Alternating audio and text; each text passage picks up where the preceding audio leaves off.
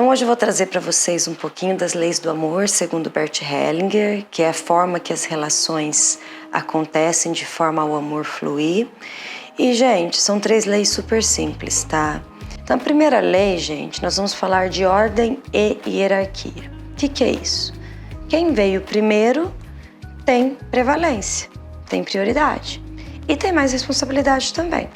Então, pensa no seguinte, quem veio primeiro, os pais ou os filhos? Os pais. Então, na ordem, que é quando vem, coloca uma hierarquia. Em termos de ordem e hierarquia, pais estão acima hierarquicamente dos filhos, chefes dos subordinados aí, que seja qualquer nível que envolva diferença de responsabilidade. Iguais, quem são meus iguais? Irmãos, colegas de trabalho. Aqui vai entrar uma outra lei que eu vou falar para vocês um pouquinho, tá? E quem tá abaixo? Crianças, vulneráveis, tudo isso daí. Então é muito importante no seu dia a dia você entender qual que é o lugar que você ocupa diante de cada pessoa que você convive. Você com seu marido, vocês estão se olhando como iguais? Estão se olhando como iguais por quê, gente? Porque num relacionamento, aqui não existe a questão da ordem igual é com pai e filho. Num relacionamento, você chega junto. Então, vocês têm o mesmo peso, as mesmas responsabilidades, os mesmos deveres, tá? Diferente de quando, na relação de vocês, foi gerado um filho, que ele chega depois do casal. Então, tudo isso mostra precedência e privilégio, tá? Então, assim, formamos a primeira lei sistêmica, ordem e hierarquia.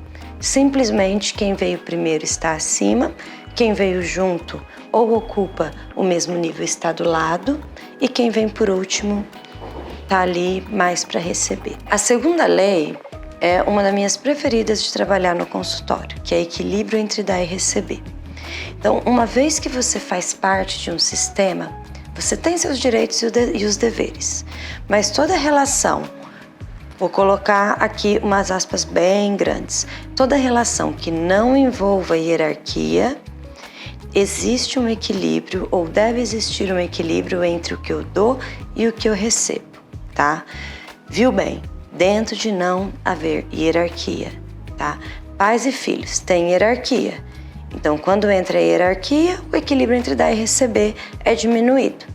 Mas quando eu estou falando em outras relações de sistemas que eu construí, esse equilíbrio é o que vai fazer com que ou o casal, ou seu grupo de trabalho, ou você com seus irmãos, possam estar nutridos e nutra o suficiente, tá?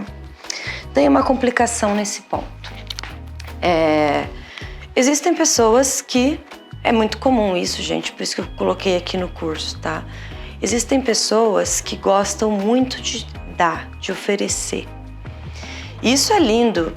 Nós vemos aí, inclusive, profissões, né? Sacerdócio, nós vemos aí chefes que gostam de suprir a necessidade de todo mundo, pais que, mesmo com filhos adultos, ainda buscam suprir todas as necessidades, os desejos de todas as formas. E eu vou colocar um ponto de vista sistêmico aqui, tá? Aquele que chega só querendo oferecer nas relações e não toma nada em troca, ele está ocupando uma posição de arrogância. Não é arrogância do senso comum, gente. É arrogância de achar que eu não preciso nada de você, de não aceitar que você me dê nada. Então, quando eu me coloco nessa posição, eu estou me colocando acima de você. E não necessariamente aquela é uma posição minha, tá? Então vamos guardar. Um dos polos, uma das formas de se desequilibrar o equilíbrio entre dar e receber é quando alguém se coloca numa posição de só ofertar, de não precisar, beleza? Qual que é o outro polo? O outro polo é o que a gente chama do polo egoísta, que é aquele que se coloca como só querendo receber, só precisando do outro, tá? Essa é uma postura, é a postura da criança. Por quê? A criança nasce, ela precisa que todas as necessidades dela sejam atendidas pelos adultos ou por outras pessoas responsáveis ali. Então, o egoísta, ele tá no modo infantil de só querer receber e nada ou pouco dá. Então, assim, gente, dentro desses dois polos, a gente precisa colocar muito o pé no chão e sem fazer matemática, sem fazer planilha de quem dá mais, de quem dá menos, porque numa relação de longo prazo a gente não passa a régua no final do dia, a gente não passa a régua no final de semana. É natural, em certos períodos um dá mais, outro precisa mais e assim que o amor vai fluindo, tá? Então vamos prestar bastante atenção nessa segunda lei de equilíbrio entre dar e receber. E eu gostaria que você já nesse momento anotasse algumas pessoas que eu vou sugerir que você analise como que está essa relação. Então coloca aí pai, mãe, ou cuidador, ou avós, quem foi de fato responsável por suprir suas necessidades mais íntimas quando você era um bebê. Coloca parceiros, coloca chefes, coloca subordinados, coloca irmãos e faça essa análise, o quanto que eu estou dando e o quanto que eu estou recebendo. De novo, gente, sem fazer planilha de quem dá mais, mas coloque o seu coração, coloque a sua percepção. E se você entender que não está equilibrado, vamos olhar para isso com carinho. Tá joia? Ficamos aqui com a segunda lei do amor, equilíbrio entre dar e receber. E a terceira, para finalizar, gente, a terceira é mais simples, chama-se pertencimento. Se eu faço parte de um sistema, eu tenho o direito e o dever de pertencer. Como que isso se configura aí entre famílias, no seu trabalho, né? A partir do momento que a pessoa faz parte dessa família, gente, ninguém corta a árvore genealógica, tá? Ela ocupa um lugar. E aí a gente não diferencia vivos e mortos. Aquela pessoa, viva ou morta, se ela nasceu na sua família, ela tem um lugar. Ela faz parte. Então ela precisa ser inclusa.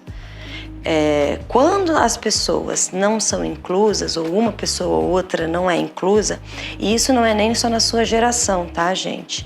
Isso nós trazemos inclusive de gerações anteriores, quando tiveram exclusões. Então, quando essa pessoa não é inclusa, geralmente essa exclusão se mostra de forma muito dolorida. Então, aquela pessoa que você cortou a relação, aquela pessoa que lá no passado foi exclusa da família, aquela pessoa que deveria estar junto numa mesa de tomada de decisão e ela não foi colocada, isso vai gerar um desequilíbrio enorme no seu sistema, tá? Tem inclusive históricos de doenças do corpo que aparecem para dar o lugar à voz daquele escolhido. Então, vamos ficar atentos. Se em todas as nossas situações nós estamos incluindo quem deve ser incluso, tá?